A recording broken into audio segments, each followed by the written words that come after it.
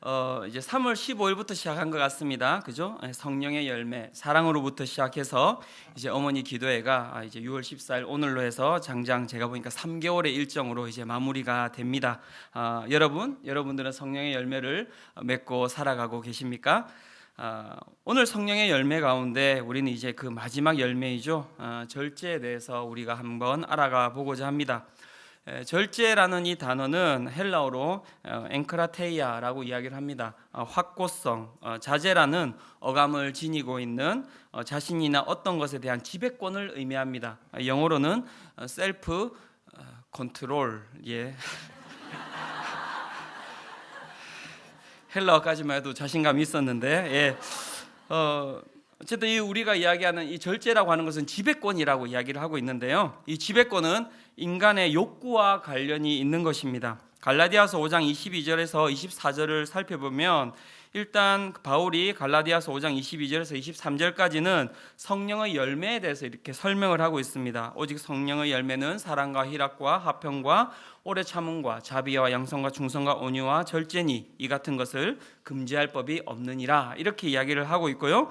그리고 24절로 넘어가면서 이렇게 설명하고 있습니다. 그리스도 예수의 사람들은 육체와 함께 그 정욕과 탐심을 십자가에 못 박았느니라 라고 이야기를 하면서 이 성령의 열매를 맺는 것과 육체와 함께 내가 그 정욕과 탐심을 십자가에 못 박는 것이 연관성이 있다라는 것을 이야기를 하고 있습니다.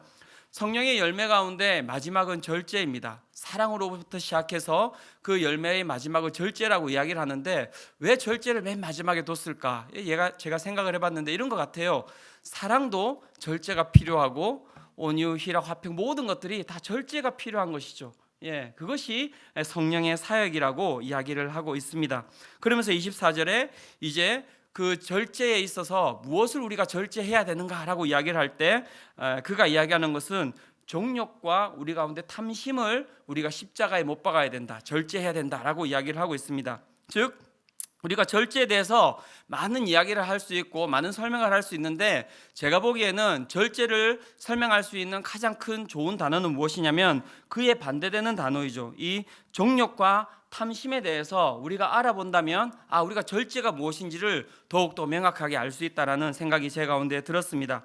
이제 살펴봤습니다. 정욕이 무엇인지 탐심이 무엇인지. 이 정욕은 헬라어로 파테마라고 이야기를 하는데요. 정신적, 육체적으로 안정되지 못하고 혼돈되고 가민하고 흥분된 상황. 대부분 이런 상황이 어디에서 나오냐면 도박할 때, 이럴 때 나옵니다. 예, 그렇죠? 그리고 술 마실 때.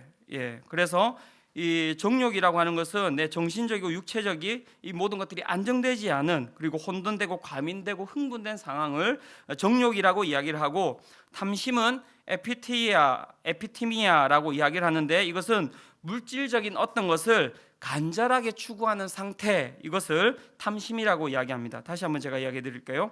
물질적인 어떤 것을 간절하게 추구하는 상태, 이것을 우리는 탐심이라고 이야기를 한다고 성경 이야기를 하고 있습니다.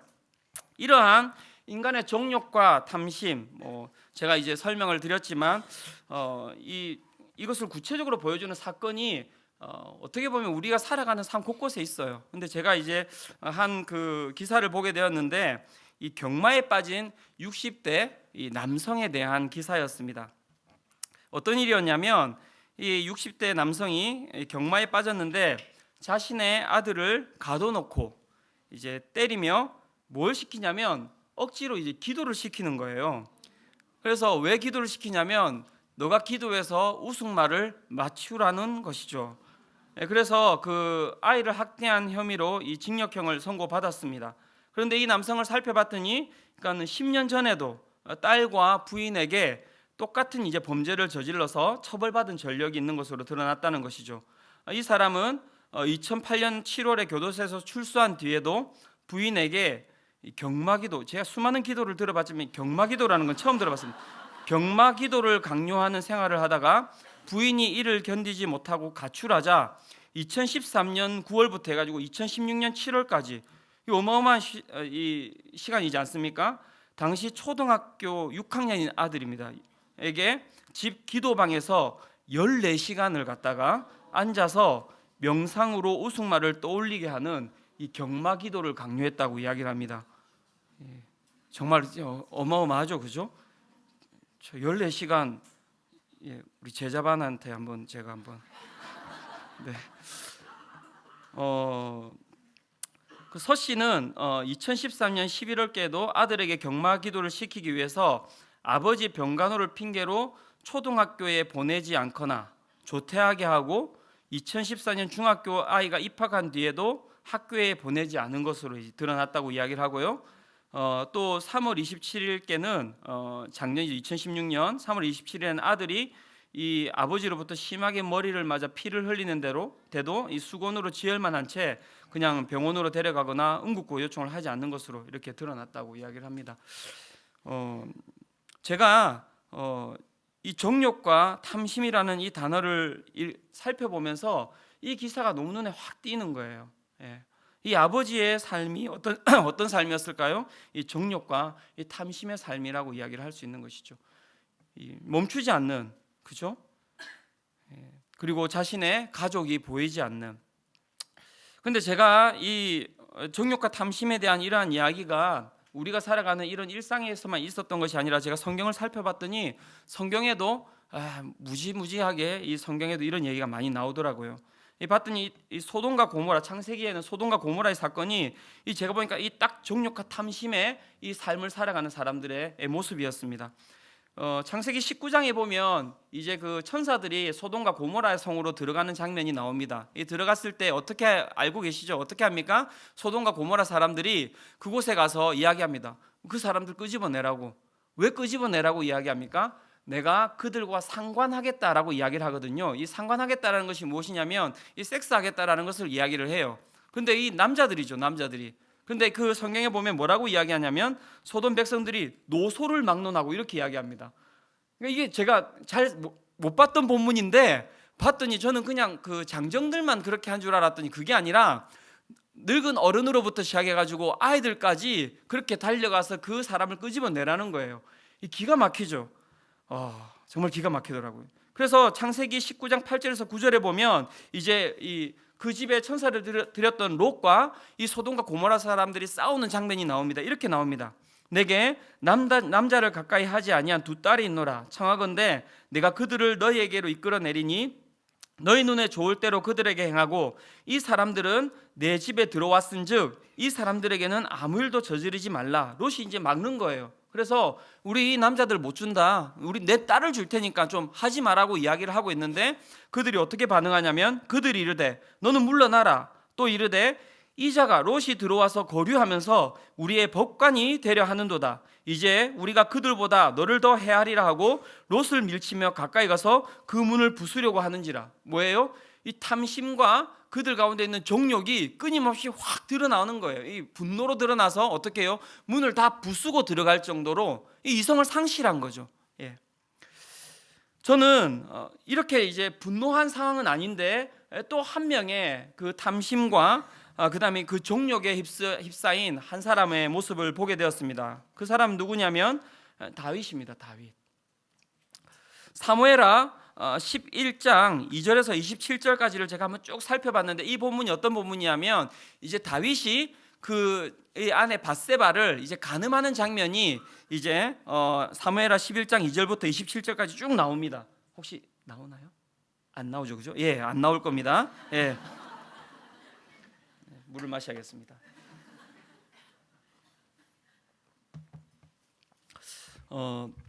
그 본문에 보면 제가 이제 이렇게 추려봤는데요. 어떤 걸 추려봤냐면 다윗의 행동만 제가 한번 추려봤어요. 이 기가 막힌 거예요. 2절부터 시작합니다. 이제 저녁 때에 다윗이 그의 침상에서 일어나.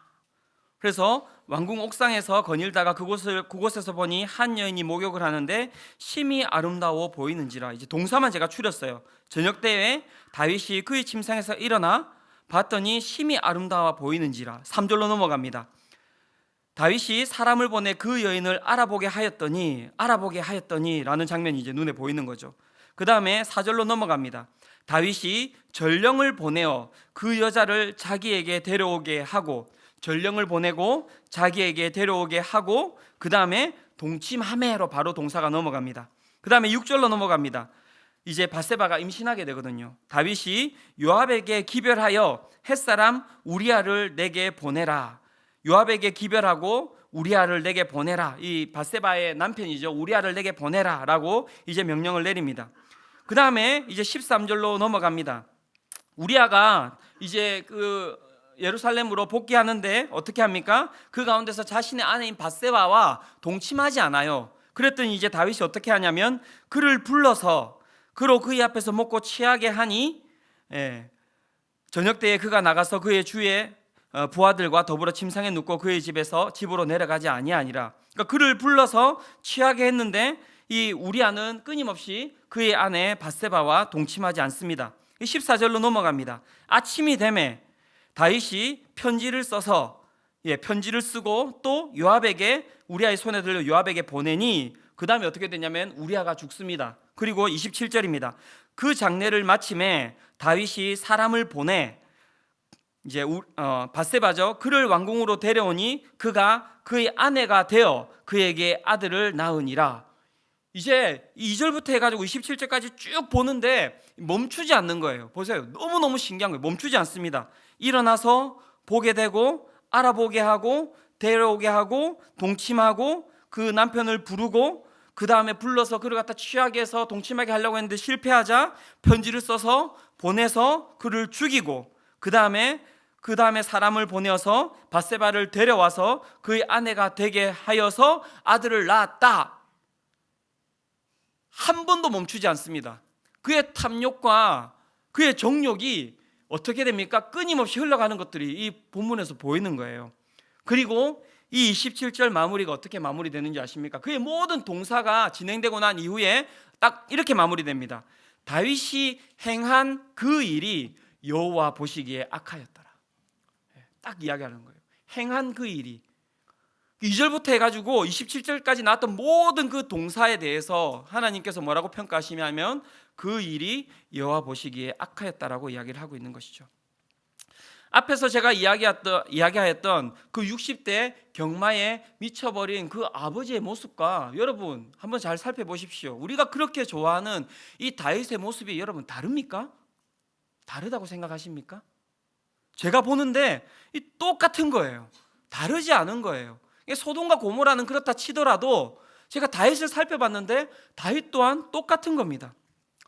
그렇다면 우리는 우리 자신에게 물어봐야 합니다. 여러분, 우리는 이 탐심과 우리의 정욕 가운데 우리는 자유롭습니까, 여러분? 여러분 자유롭습니까? 감사합니다. 대답해 주셔서. 네. 얼마나 감사한지요. 네. 저도 설창석 목사님 자유롭습니까? 감사합니다. 속이 후련하네요. 이렇게. 예, 제가 아무리 봐도 자유롭지 못한 거예요. 이 제가 뭐 정욕과 탐심 뭐 이렇게 이야기하기는 그렇지만 제 가운데 제 욕구가 막 앞에서 이야기했던 제 가운데 있는 이 정신이 혼란스럽고 막 마음이 흥분되고 이런 일들이 어디에서 일어나는지 제가 살펴봤더니 제가 운전할 때 그래요. 운전할 때 폭주하는 거예요. 조금만 밀려도. 그 다음에 분명히 내가 먼저 가고 있었는데 나보다 뭔가 사람이 이렇게 끼어들었다 생각이 딱 되면 이게 멈추질 않는 거예요. 제가 깜짝 놀랍니다. 저보다 제 아내가 더 많이 놀라고요. 어느 날 제 딸이 물었어요. 엄마, 우리 아빠는 목사가 맞아? 이렇게.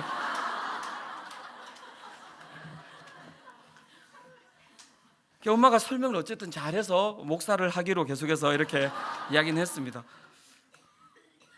그러니까 제가 왜 절제가 안 되지? 왜 내가 멈추지 못하지? 봤더니 너무너무 신기한 거예요. 제 모습 자체가. 그런데 제 가운데 있는 이 멈추지 못한 이 폭주하는 이 삶이라고 하는 것이 운전에만 있는가라고 할 때 그렇지 않더라고요.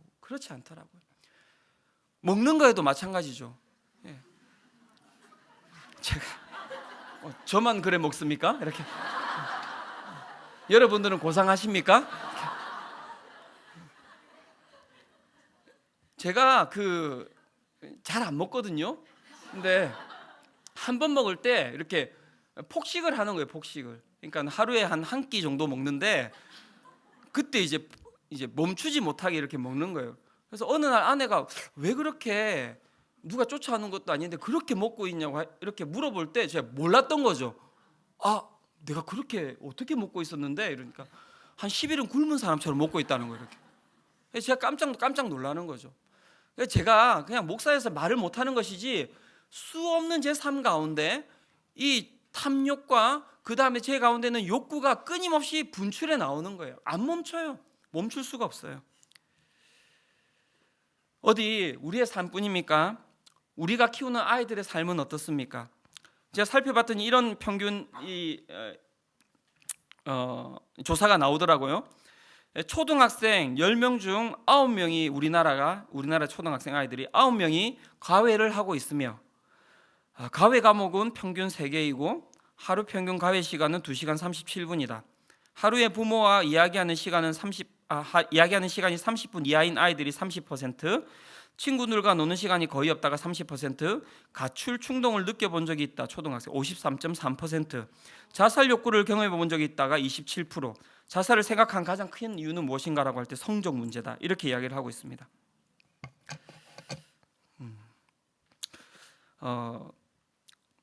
제가 어머니들을 이렇게 막 푸시하고 압박하려고 이 이야기를 하는 것이 아닙니다. 왜 이런 현상이 생기는지 우리가 살펴봐야 될 필요가 있는 것이죠. 제가 곰곰이 생각해 봤더니 그거예요. 10명 중 9명이 중요한 거예요. 10명 중 9명이. 그러니까 제가 왜 운전을 하는데 내가 이렇게 폭주를 할까라고 살펴봤더니 이 시대에 모두가 다 폭주하고 있는 거예요. 모두가 다 폭주하고 있는 거예요. 그 폭주하는 가운데 내가 멈출 수가 없는 거예요. 멈출 수가 없는 거예요. 우리가 먹는 것 또한 마찬가지입니다, 여러분. 왜 우리가 먹는 것을 멈추지 못합니까, 여러분? 왜냐하면 모두가 다 풍성하게 다 먹고 있기 때문에 그걸 멈추지 못하는 거예요. 특별히 뷔페 가면 큰일 나지 않습니까, 여러분? 내가 3접시를 먹나 4접시를 먹나 모르는 거예요. 왜? 다 폭주하고 있기 때문에 멈추지를 못하는 겁니다. 멈추지를 못하는 겁니다. 많은 사람들이 이야기합니다. 이 사회가 발달되면 발달할수록 더욱더 이 컨트롤하는 능력이 발달될 것처럼 사람들은 이야기를 합니다. 그죠? 여러분, 근데 맞습니까, 여러분? 우리의 삶이 잘 컨트롤되고 있습니까? 이 사회가 여러분 잘 컨트롤되고 있습니까? 그렇다고 생각하십니까? 근데 제가 아닌 것 같아요. 아무리 봐도 컨트롤되지 않는 것에 대해서 수많은 사람들이 지금 불안해하고 있잖아요. 불안해하고 살아가고 있는 거예요. 갈라디아서 6장 7절에 이렇게 이야기합니다. 스스로 속이지 말라. 하나님은 업신여김을 받지 아니하시나니 사람이 무엇으로 심든지 그대로 거두리라. 얼마나 무서운 말입니까? 스스로 속이지 말라. 하나님은 업신여김을 받지 아니하시나니 사람이 무엇으로 심든지 그대로 거두리라. 이 사회는 여러분 더 폭주하는 사회가 될 것입니다. 왠줄 아시죠? 지금 우리가 끊임없이 씨를 뿌리는 것이 무엇입니까? 이 사회가 탐심과 정욕의 씨앗을 뿌려놓기 때문입니다. 못 멈추는 거예요. 그것이 끊임없이 열매 맺고 있기 때문에. 그러니까 사회가 지금 난리가 나는 겁니다. 제가 앞에서 이야기했던 그러한 그 뉴스는 아시잖아요, 여러분. 20년 전만 해도 이런 뉴스는 나왔다고 하면 경악할 뉴스였다는 거 아시죠? 그런데 지금은 여러분 사회면 들어가 보십시오. 10개 중에 7개, 8개가 다 이런 뉴스입니다. 분노 조절 장애, 그 다음에 조현증, 우울증, 조울증, 탐심, 탐욕. 이번에도 또 뉴스 나왔지 않습니까? 로또 걸렸는데 가족끼리 난리가 난 거예요. 멈추지를 못해요. 이 사회가 멈추지를 못해요. 왜 멈추지 못합니까? 씨앗을 뿌렸기 때문이죠. 절제는 무엇입니까? 그렇다면 이 폭주하는 사회 가운데 절제라는 것은 도대체 우리에게 무엇일까요? 이제야 오늘 본문으로 들어갑니다. 많은 분들이 흠칫 놀라셨는데 아직까지 설교가 안 끝났어 그러면? 제가 오늘 무절제가 무엇인지를 한번 보여드리려고 했는데 설창성 목사님 설교가 안 끝나요 막 이렇게. 네, 죄송합니다. 절제하고 이렇게 설교를 제 시간에 마치도록 이렇게 하겠습니다. 오늘 본문으로 들어갔더니 이제 그 본문 가운데 예수님이 등장하시는 것이죠. 예수님이 어떤 상황에 등장하십니까? 이제 40일 동안 어떻게 되었습니까? 금식한 상태로 이제 등장하시는 거죠. 그리고 그 가운데 이제 사단이 찾아옵니다. 마귀가 찾아와서 이야기를 합니다. 자, 내가 너에게 돌을 줄 테니까 이것을 떡으로 만들어라. 예수님이 능력이 없으신 게 아니시죠. 40일 동안 굶었습니다. 여러분 어떻게 하셨겠습니까? 옆에 있는 분에게 한번 물어보시겠습니까? 넌 어떻게 할 수 있었겠니? 넌 이렇게 이야기하면 안 됩니까? 우리 집사님 어떻게 하셨겠어요? 권사님 어떻게 하셨겠어요? 한번 물어보시겠어요? 그동안 제가 찬 이렇게 물 좀 마시게. 예. 예. 너무 대답이 정확하지 않습니까, 여러분? 당연히 그죠? 돌을 떡으로 만드는 게 당연한 거 아닙니까? 예, 그렇게 만들어야죠. 40일 동안 굶어 보신 분 여기서 40일 동안 3일을 굶어도 거의 뭐 대단하지 않습니까? 우리가 저도 3박 4일 금식은 자주 해봤거든요. 4일 넘어가기가 쉽지가 않더라고요. 쉽지가 않아요. 그리고 막 이렇게 어디 금식 기도 이런 데 가서는 가능한데 일상을 살아가면서는 거의 불가능하잖아요. 뭐 거의 뭐 집에서 이렇게 그죠? 죽어 나는 거니까요. 예. 그래서 거의 그리고 어머니들은 거의 불가능하잖아요. 그죠? 어쨌든 밥을 차려야 되니까. 예. 거의 불가능할 거라고 제가 생각합니다. 불가능한 일이에요. 근데 이 40일 동안 굶은 예수 그리스도의 대답이 이렇습니다. 예수께서 대답하시되 기록된 바 사람이 떡으로만 살 것이 아니라 하였느니라. 예수께서 대답하시되 기록된 바 사람이 떡으로만 살 것이 아니라. 여기에 제가 봤을 때 가장 중요한 단어는 누가복음에는 마태복음과 같이 말씀으로 살아야 된다 이게 나오진 않습니다. 딱 이것만 이야기를 하고 있습니다. 떡으로만 살 것이 아니다. 그러니까 포커스는 무엇이냐면 떡으로만이 포커스인 거예요. 떡으로만. 이 떡으로만이라는 이 단어에 담겨 있는 것이 무엇일까요? 그것은 바로 자족이라는 단어가 담겨 있는 것입니다. 자족이라는 단어. 자족은 무슨 뜻입니까? 자신이 처해 있는 상황과 환경에 지배당하지 않고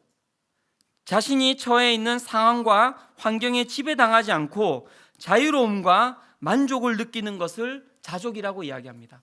그러니까 탐욕과 그다음에 정욕과 다른 것이죠. 탐욕과 정욕은 무엇입니까? 탐심과 정욕은 상황과 환경에 지배당하는 것입니다. 그리고 그 상황 가운데서 그것에 이끌려 들어가는 것이라고 이야기할 때 우리가 절제와 자족이라고 하는 것은 무엇이냐면 상황과 환경에 지배당하지 않고 자유로움과 만족을 느끼는 것, 그것을 우리는 자족과 절제라고 이야기를 할 수 있는 것입니다. 빌립보서 4장 11절에서 12절은 이렇게 이야기를 합니다. 내가 궁핍함으로 말하는 것이 아니니라. 어떠한 형편에든지 나는 자족하기를 배웠노니 나는 비천에 처할 줄도 알고 풍부에 처할 줄도 알아. 모든 일 곧 배부름과 배고픔과 풍부와 궁핍에도 처할 줄 아는 일체의 비결을 배웠노라. 많은 사람들이 절제를 힘을 안 쓰는 것이라고 생각을 합니다. 하지만 여러분, 절제는 힘을 안 쓰는 것이 아니라 어마어마한 힘을 쓰는 것이 절제입니다. 절제는 어마어마한 힘이 들어가는 것이 절제입니다. 관성이라고 이야기를 하죠. 모든 사람들은 관성에 의해서 살아가고 있습니다. 루틴하다라고 이야기를 하는 것이죠. 우리의 삶은 그렇게 루틴하게 사라져가고 있는 것입니다. 인간이 몇십 년 동안 굴려왔던 내 삶을 멈출 수 있는가라고 이야기를 할 때 저는 불가하다고 생각을 합니다. 지금은 여러분 거의 느끼지 못하시겠죠, 그죠? 저는 경상도 사람입니다. 전혀 모르셨죠, 그죠? 예.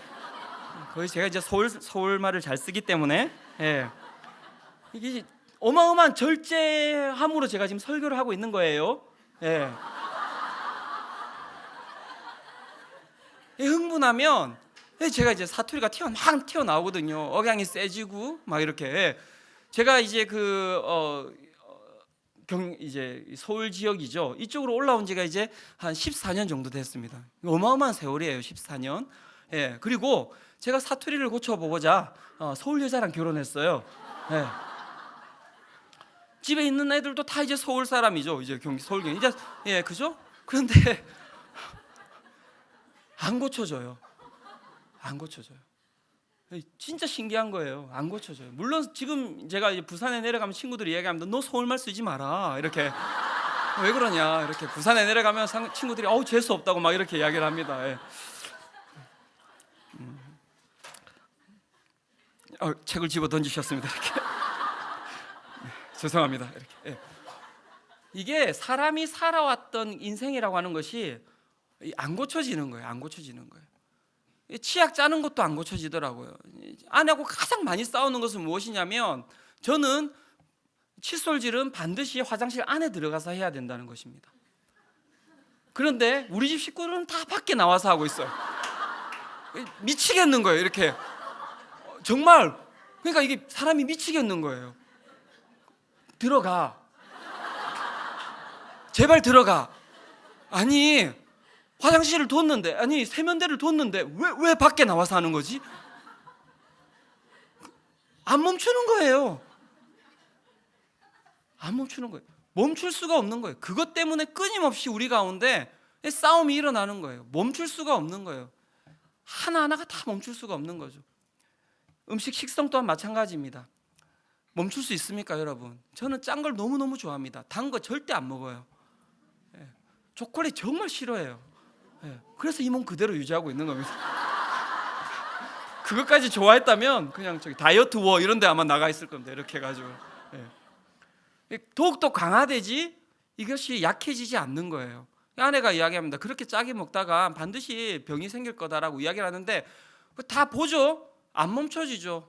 안 멈춰집니다. 담배 가게도 여러분 수많은 사람들이 폐에 막 이렇게 붙여 놓잖아요. 안 멈춰요. 못 멈춰요. 그게 인간이에요, 인간.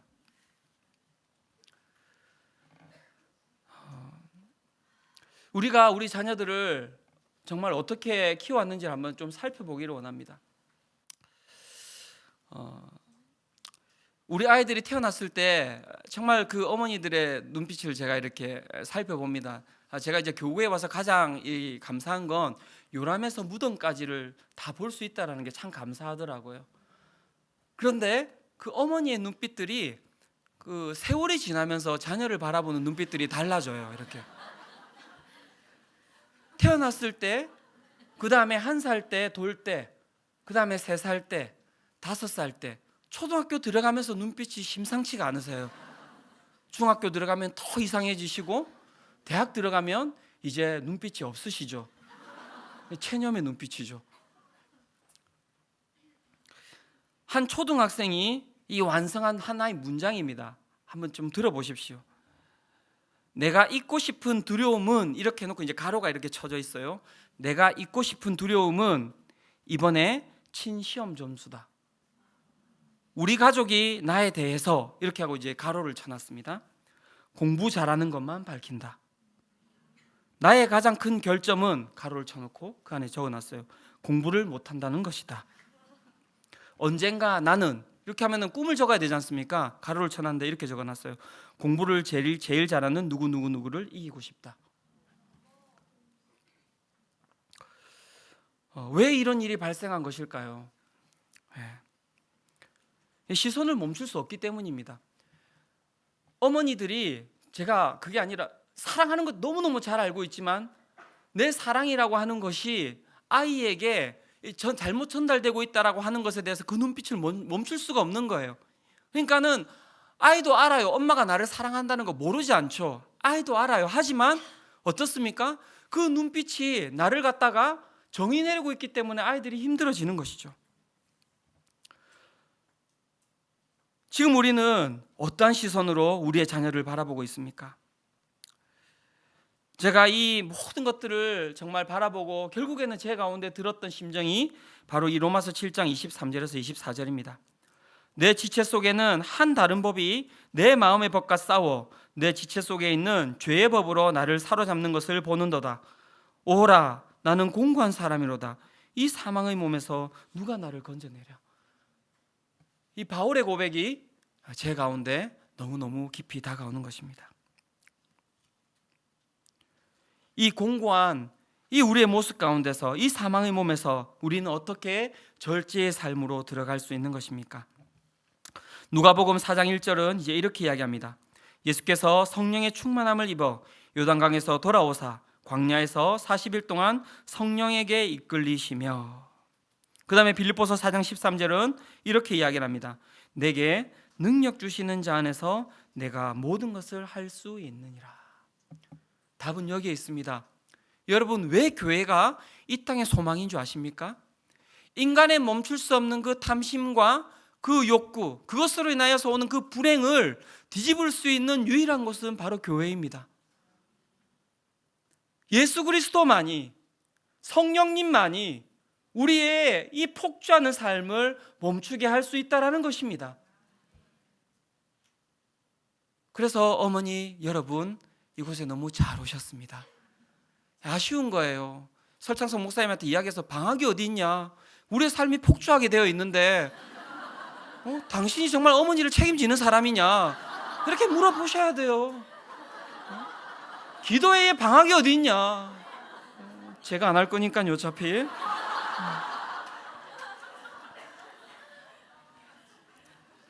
성령의 충만함만이 오늘도 우리의 삶을 절제로 이끌어가는 것입니다. 다시 한 번 더 성령의 열매를 살펴보십시오. 사랑과 희락과 화평과 오래 참음과 자비와 양성과 충성과 온유와 절제라고 이야기하는 수많은 열매를 바울이 이야기하고, 왜 절제를 마지막에 뒀겠습니까? 앞에 있는 모든 열매가 좋고 맛있지만 결국 그것이 절제 가운데 있지 아니하면 그 모든 것이 헛된 것이기 때문입니다. 그래서 성령의 열매는 9가지이기도 하지만 성령의 열매는 한 가지인 거예요. 프루트, 단수를 쓰고 있어요. 오늘 저는 우리 어머니들이 그 성령의 충만한 가운데 거하시기를 축원합니다. 그것을 향하여서 달려가셔야 합니다. 오늘 내 눈빛을 지우기 위하여서 상담받는 것이 아니라 성령님께 나아가야 되는 것입니다. 내 자녀를 위하여서, 사랑하기 위하여서 내가 오늘 해야 되는 것은 성령의 충만함을 위하여서 오늘도 무릎 꿇는 것입니다.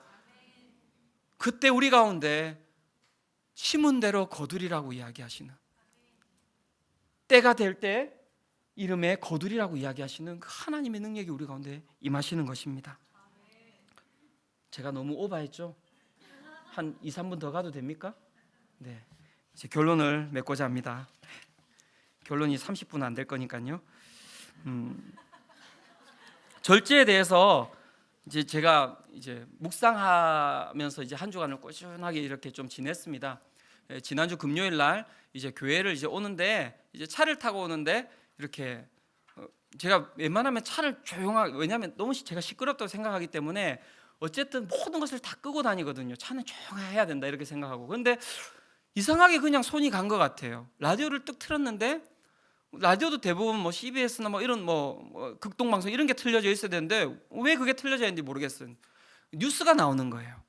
뉴스가 나오는데 이제 사회 단신 뉴스가 이렇게 하나하나 나오는데 그냥 길지도 않아요. 딱 짧은 딱 한 줄입니다.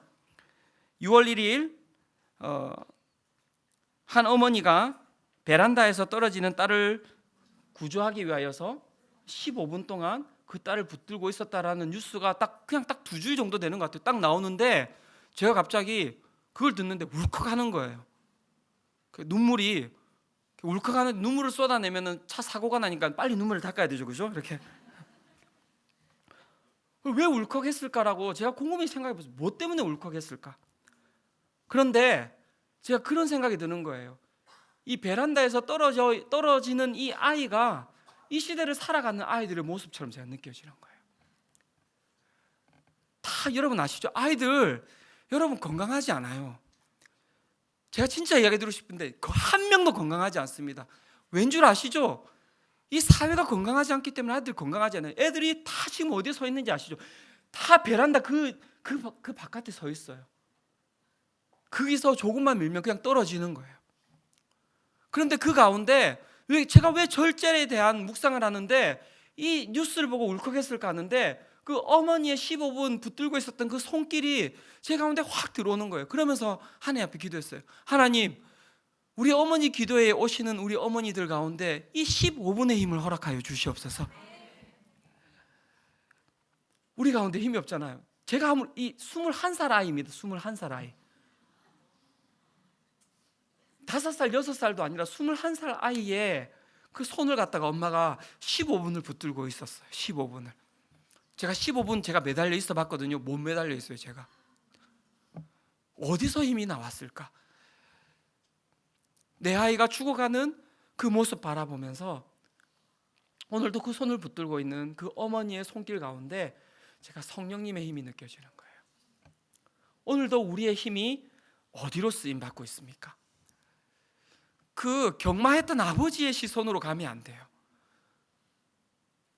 우리의 시선이 오늘도 그 베란다에서 떨어져 가는 그 딸의 손을 붙들고 있는 그 가운데 우리의 힘이 들어가야 될 줄로 믿습니다. 어머니들이 절제하셔야 됩니다. 우리 어머니들이 힘을 가지고 절제하셔야지만이 이 사회가 바로 설 수 있어요. 오늘 저는 이 기도회가 그냥 우리끼리 모여서 하는 어머니 기도회라고 생각하지 않습니다. 우리 어머니들이 바뀔 때 저는 이 사회가 바뀔 줄로 믿습니다. 어머니들이 오늘도 그 성령의 열매를 심음해 나갈 때 이 땅 가운데 수많은 탐욕과 탐심의 열매가 심길 수 있겠지만 하나님께서 그것을 다 뒤집어 엎으시고 우리 가운데 있는 그 아름다운 절제의 열매가 풍성히 열릴 줄로 믿습니다.